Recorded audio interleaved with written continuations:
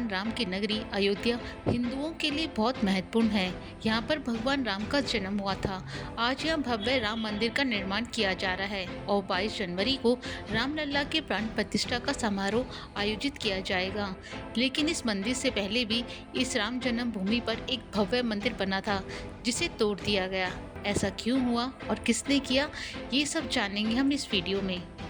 शोध के अनुसार पता चलता है कि भगवान राम का जन्म 5114 ईस्वी पूर्व में हुआ था। चैत मास की नवमी को रामनवमी के रूप में मनाया जाता है। अयोध्या में जन्मे भगवान राम का यहाँ सालों पहले एक भव्य मंदिर भी था। अगस्त 2003 में पुरातत्व विभाग के सर्वे में कहा गया कि जहाँ बाबरी मस्जिद बनी थी, वहाँ राम मंदिर होने के संकेत मिले हैं। भूमि के अंदर दबे खंभे और अन्य अवशेषों पर अंकित चिन्ह और मिली रिपोर्टरी से मंदिर होने के सबूत मिले। भारतीय पुरातत्व सर्वेक्षण द्वारा हर मिनट की वीडियोग्राफी और फोटोग्राफी की गई।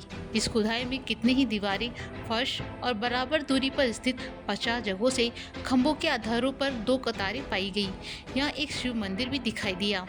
वहीं इस मामले को लेकर 30 सितंबर 2010 को इलाहाबाद उच्च न्यायालय की लखनऊ खंडपीठ ने विवादित ढांचे के संबंध में ऐतिहासिक निर्णय सुनाया और ये माना कि यहाँ रामलला विराजमान है, वहीं श्री राम की जन्मभूमि है।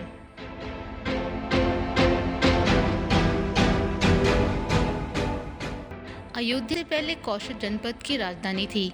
वाल्मीकि कृत रामायण के बालखंड में उल्लेख मिलता है कि अयोध्या 12 योजन लंबी और 13 योजन चौड़ी थी। वाल्मीकि रामायण में अयोध्यापुरी का वर्णन विस्तार से किया गया है। रामायण में अयोध्या नगरी के सरयू तट पर बसे होने और इस नगरी के भव्य और समृद्ध होने का उल्लेख मिलता है। वहाँ चौड़ी सड़कें और भव्य महल थे। हर व्यक्ति का घर राजमहल जैसा था। यह महापुरी 12 योजन चौड़ी थी। इस नगरी में सुंदर लंबी और चौड़ी सड़कें थी।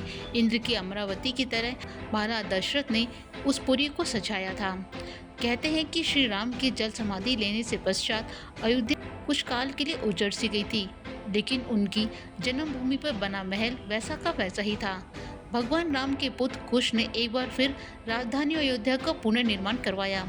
इस निर्माण के बाद सूर्यवंश की अगली 44 पीढ़ियों तक इसका अस्तित्व आखिरी राजा महाराजा बृहद्बल तक उनके चरम पर रहा। कौशल राज बृहद्बल की मृत्यु महाभारत युद्ध में अभिमन्यु के हाथों हुई थी। महाभारत युद्ध के बाद अयोध्या उजड़ सी गई, लेकिन श्री राम जन्मभूमि का अस्तित्व फिर भी बना रहा।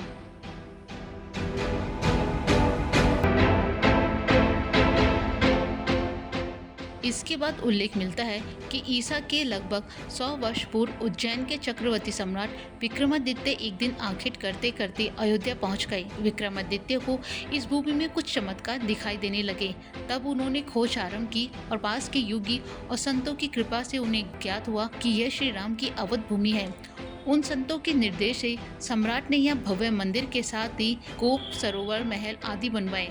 कहते हैं कि उन्होंने श्री राम जन्मभूमि पर काले रंग के कसौटी पत्थर वाले 44 स्तंभों पर विशाल मंदिर का निर्माण करवाया था। इस मंदिर की भव्यता देखते ही बनती थी। विक्रमादित्य के बाद राजाओं ने समय समय पर इस मंदिर की देखरेख की। उन्हीं में से एक शुंग वंश के प्रथम शासक पुष्यमित्र शुंग ने भी मंदिर का जीर्णोद्धार करवाया। पुष्यमित्र का एक शिलालेख अयोध्या से प्राप्त हुआ, जिसमें उसे सेनापति कहा गया और उसके द्वारा 2 अश्वमेध यज्ञ कराए जाने का वर्णन भी है। अनेक अभिलेखों से ज्ञात होता है कि गुप्त वंशीय चंद्रगुप्त द्वितीय के समय और उसके बाद समय तक अयोध्या गुप्त साम्राज्य की राजधानी थी। गुप्तकालीन महाकवि कालिदास ने अयोध्या का रघुवंश में कई बार उल्लेख किया है। इसके बाद चीनी भिक्षु फाहियांग ने यहाँ देखा कि कई बौद्ध मठ का रिकॉर्ड रखा गया है। यहाँ 7वीं शताब्दी में चीनी यात्री हेंगसांग आया था। उसके अनुसार यहाँ 20 बौद्ध मंदिर थे और 3000 भिक्षु रहते थे और यह हिंदुओं का एक प्रमुख और भव्य मंदिर भी था, जहाँ रोज हजारों की संख्या में लोग दर्शन करने आते थे, जिसे राम मंदिर कहा जाता था।